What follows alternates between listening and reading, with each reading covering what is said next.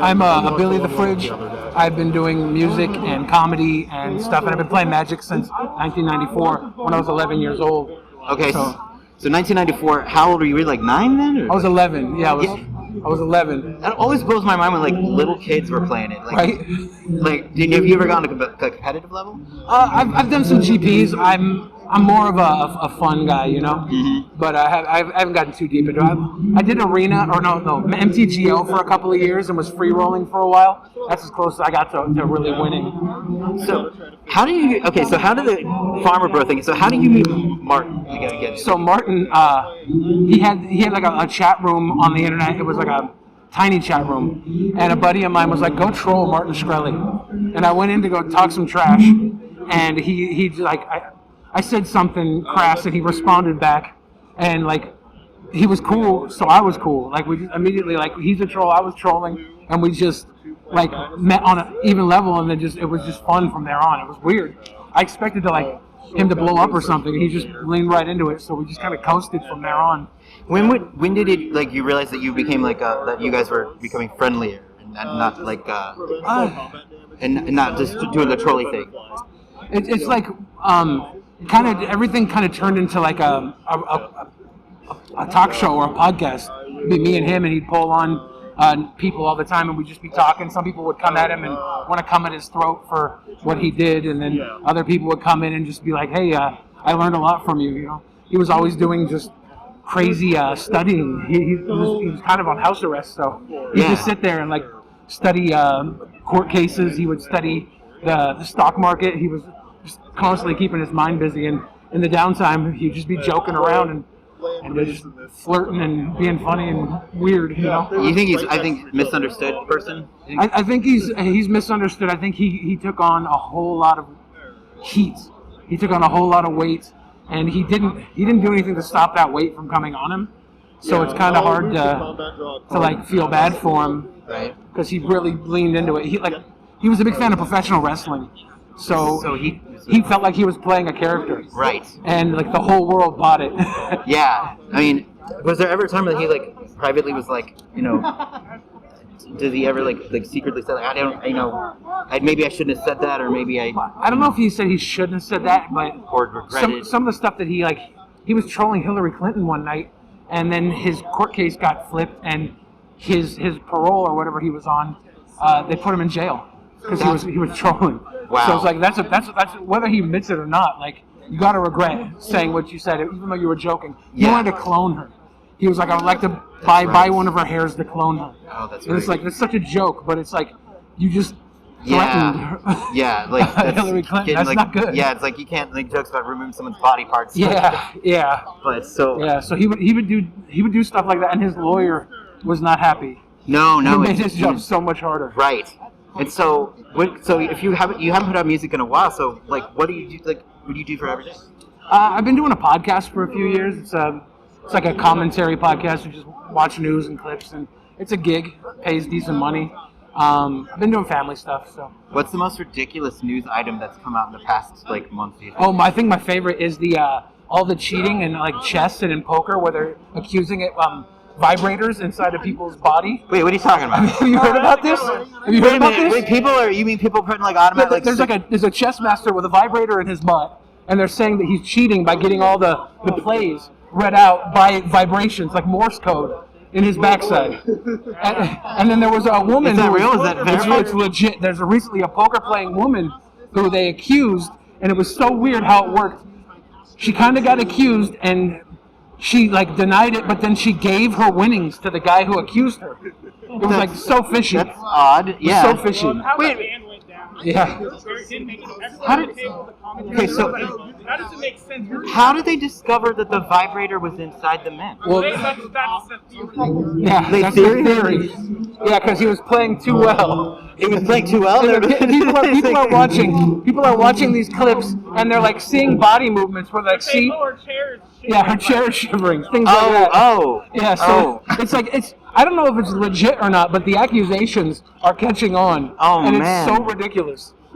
That should be like they should do like a live testing of people, like have people play chess. Yeah. Or I play casual commander, and I have one in for cheating right now. Right. Yeah, it's not even CEDH, it's casual. I like to wear mine just walking, just to see if I've, Oh. I mean, yeah, that was one that really stood out. That's just so that's ridiculous. Oh my god!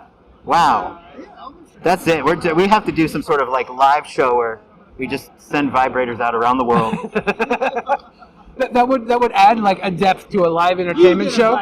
Yeah, right. It's Everybody like Oprah's just- favorite things. Yeah, everybody just pops one in before the show. It's immersive. It's like the next level of three-dimensional entertainment. That would be brilliant because and everybody you have to show it like you have to insert on camera, right? Because that's part of the fun. It's part of the fun. It's also good, good sportsmanship. It's ritualistic. It's like you're part of something.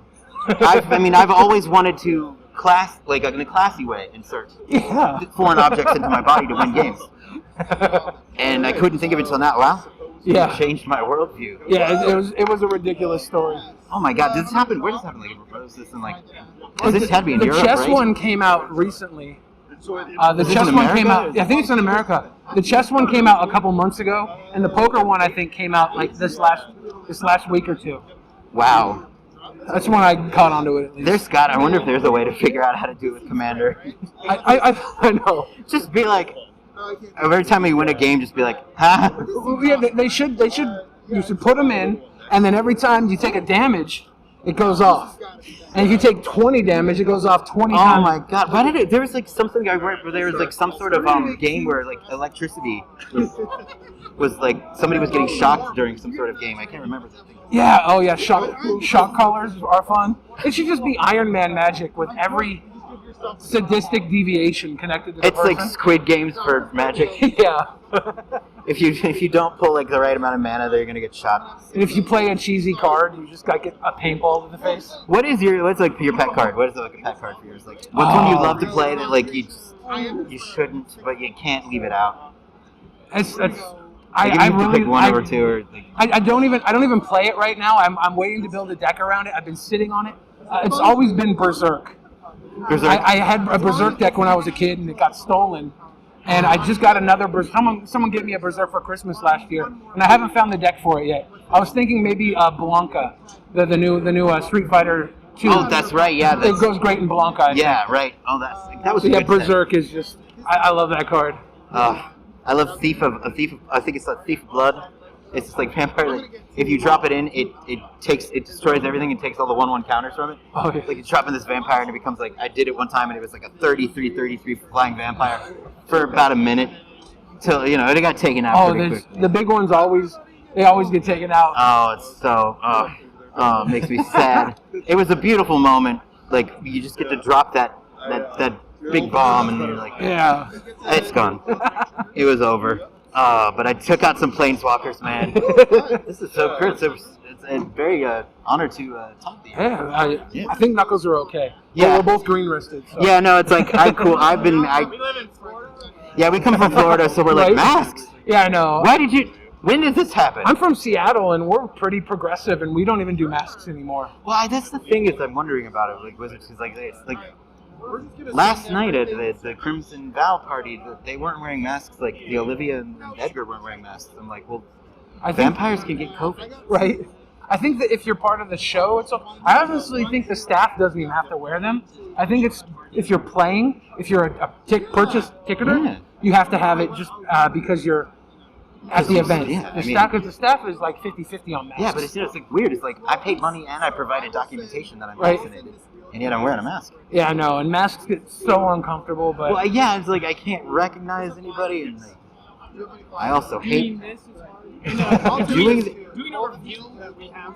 Yeah, it's like I want to show people the photo of the Black Lotus, but then like it's seriously, it's like I gotta show. did you have to wear the mask with the Black Lotus? No. Hotel room. Like, sorry, the Black Lotus is not vaccinated. No. Like there it is, That's so cool. and like it's like, and it's like apparently the coloring there. Apparently he took a Safeway bag. Christopher Rush took a Safeway bag and just flung it. Oh, wow. Like that wasn't painted. He just spritzed it on. And that's how he got the design.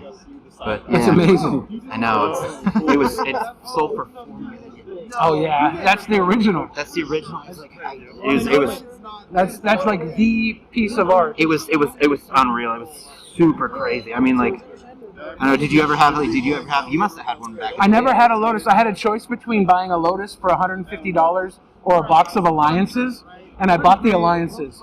I regret it now, but I was a kid. Yeah, well, yeah. Nobody knew. I was like, why one card when I could have a whole box of cards? It's like nobody could have known. I mean, like, I don't think anybody, because on the back of it, it's written in Christopher Rush 1996, and then there's like, he's like, well, why does it say 96? It was made in 94, and it's like, apparently that's when it was given a certificate of authenticity, because at the time, you know, when it came out, they were paid $50 for the artwork, and it was like, yeah, most of them were college kids. Yeah, they retained the rights to the artwork, right? They did, yes. Yeah. And headbutting watermelons on stage. you headbutt a watermelon? Yeah.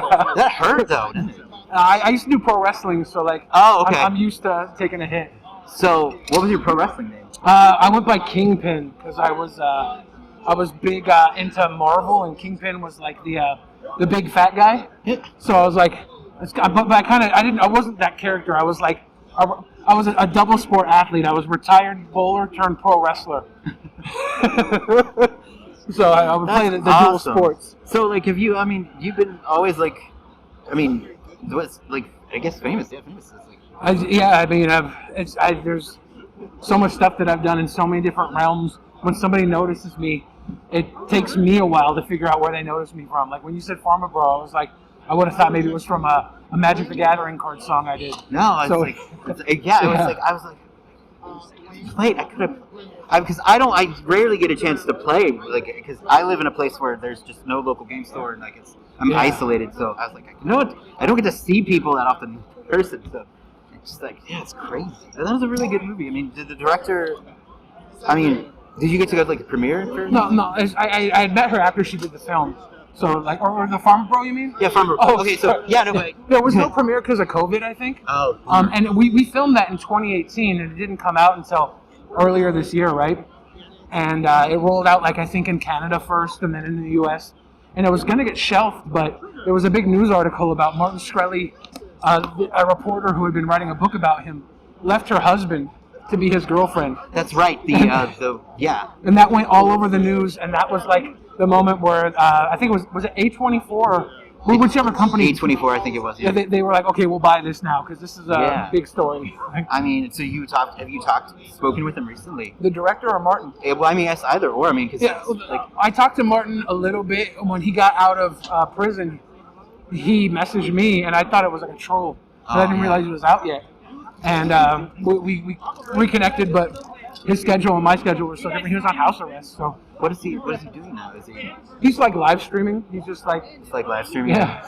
I mean, you know, like if you can bank off of it, but like, it's he did seem kind of sensy. Yeah. Like definitely, like there were moments where I was like, oh, I'm making a sad face now. By the way. I know. We need masks that emote. Right. So it's like. Well, thank you for the conversation. Yeah, for sure. It's great because my friend Joe. What's up? Nice.